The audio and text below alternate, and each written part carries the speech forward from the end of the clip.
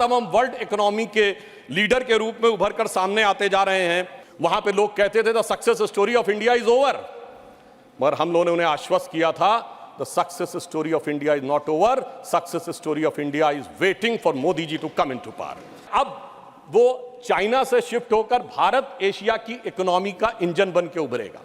एक दौर था मान्यवर जब भारत की अर्थव्यवस्था का मजाक उड़ाया जाता था। क्या कहा जाता था? ये 2% से ऊपर कभी ग्रो ही नहीं कर सकते। इसको कहा जाता this is a Hindu growth rate. ये कह के हमारा मजाक उड़ाया जाता था कि ये कभी 2% से ऊपर ग्रो नहीं कर सकते मान्यवर।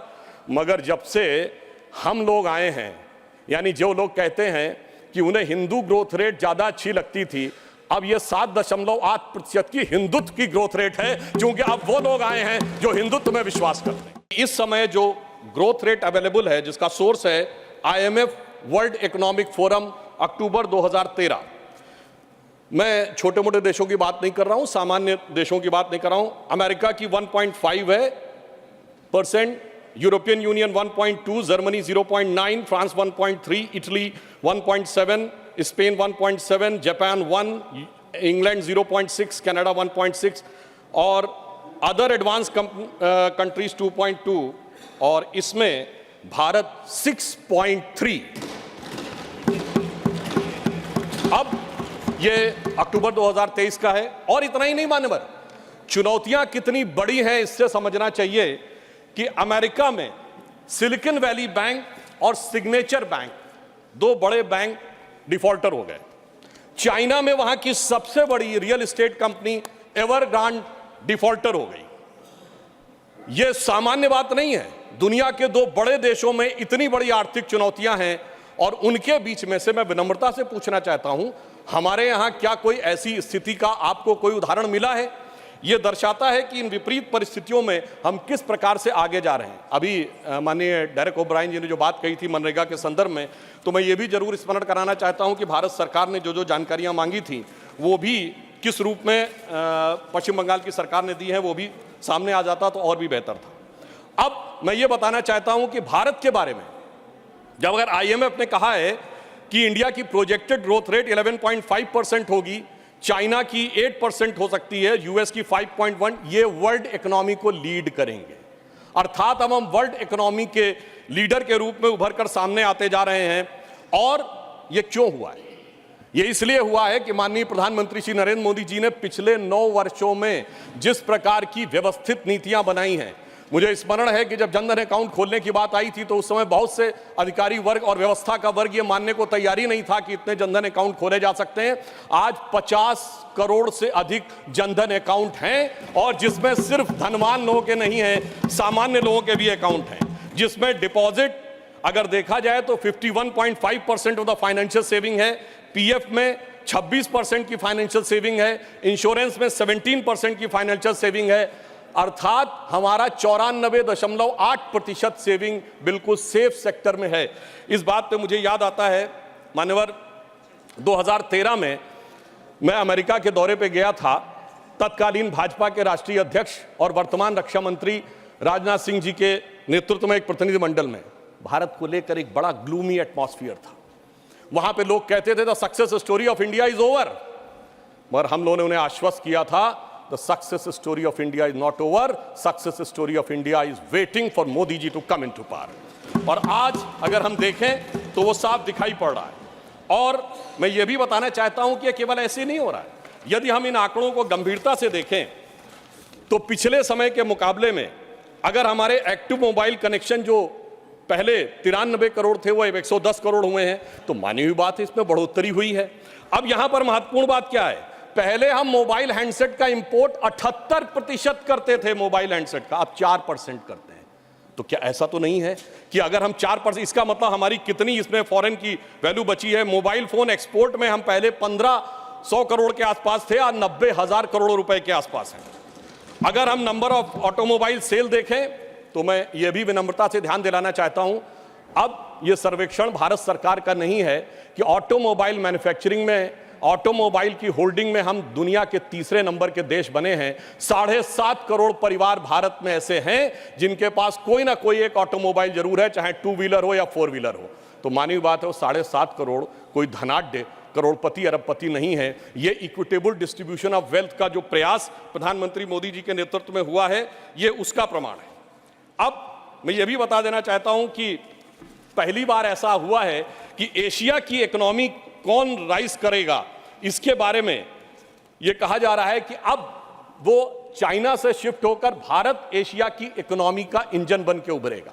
मैं एक और डाटा अभी बता देना चाहता हूं कि जो हमारे कंज्यूमर एसोसिएशन है, उसने आंकड़ा दिया कि वर्तमान दीपावली का जो फेस्टिव सीजन गुजरा है और छठ का मिलाकर 4 लाख करोड़ रुपए की स्पेंडिंग हुई है, जिसमें छोटे सामान खरीदने से लेके, घरेलू सामान खरीदने से लेके, बर्तन, सोना चांदी, सारी चीजों में अगर 4 लाख करोड़ रुपए की स्पेंडिंग भारत की जनता ने की है, तो कहीं ना कहीं ये अंधकार से निकलते हुए दीपावली के समान एक नई ज्योति के साथ भारत की अर्थव्यवस्था को ले जाने का एक संकेत भी दिखाता है। और मुझे यह भी याद आता है मान्यवर, जब मैं इंजीनियरिंग का छात्र था, एक दौर था जब भारत का, मैं 91 की बात कर रहा हूं, फॉरेन एक्सचेंज रिजर्व 1 बिलियन पे आ गया था।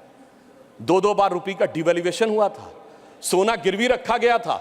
लोगों को याद होगा जुलाई अगस्त की बात, तो एक 91 की दिवाली थी, एक वो भी दिवाली थी जब उजड़ा हुआ गुलशन था, रोता हुआ माली था। एक ये भी दिवाली है जब महका हुआ गुलशन है और ज्योत निराली है, एक वो भी दिवाली थी, एक ये भी दिवाली है।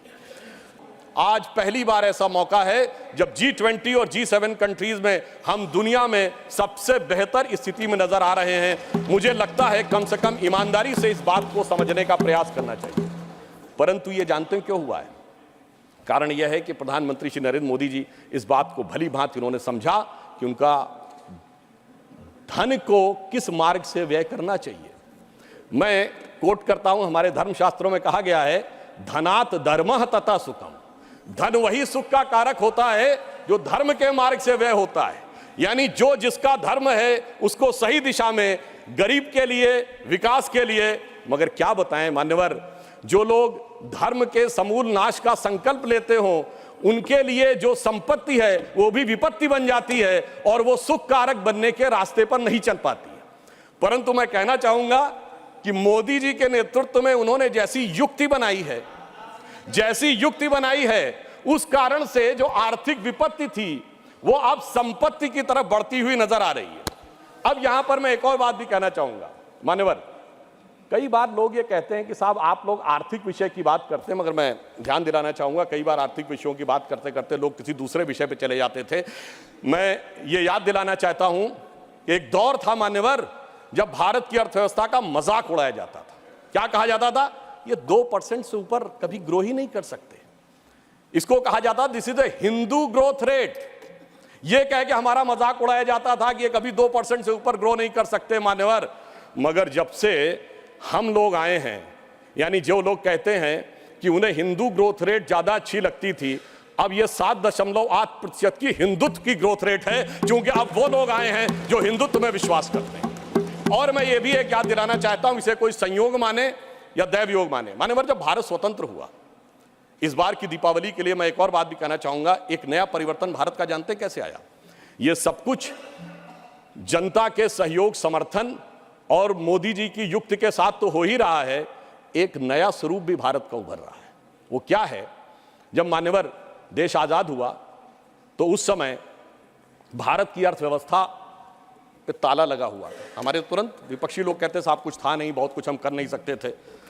और जब ताला खुला उस समय श्री राम लला विराजमान भी ताले में ही थे।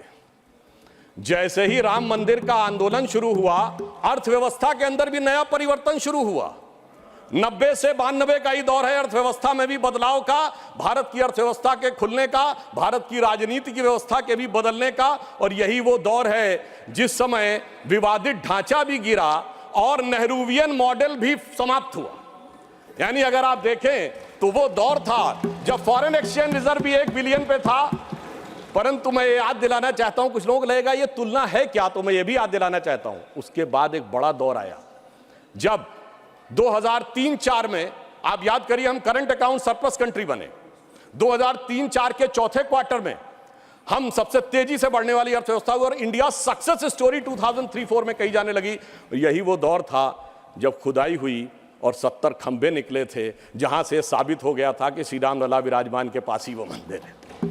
अब आप आइए साहब, उसके बाद 2019 में जब जजमेंट आया तो तब 1 बिलियन था, जब खब्बे निकले तो फॉरेन एक्सचेंज रिजर्व 100 बिलियन था, अब मोदी जी के नेतृत्व में 500 बिलियन पहुंच गया।